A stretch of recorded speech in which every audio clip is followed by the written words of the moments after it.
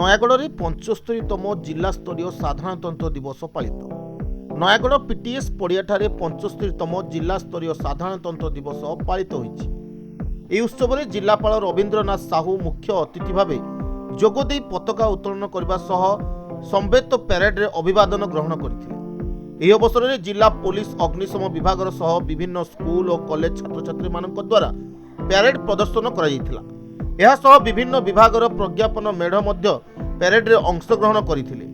ପରିଶେଷରେ ସ୍କୁଲ ଓ କଲେଜ ଛାତ୍ରଛାତ୍ରୀମାନଙ୍କ ଦ୍ୱାରା ଚିତ୍ତାକର୍ଷକ ସାଂସ୍କୃତିକ କାର୍ଯ୍ୟକ୍ରମ ପରିବେଷଣ କରାଯାଇଥିଲା।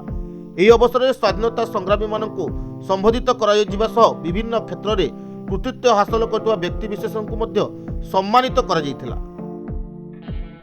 ନୟାଗଡ଼ରୁ କୈଳାସ ଚନ୍ଦ୍ର ସିଂହଙ୍କ ରିପୋର୍ଟ, ସମ୍ପର୍କ ଟିଭି ଓଡ଼ିଶା।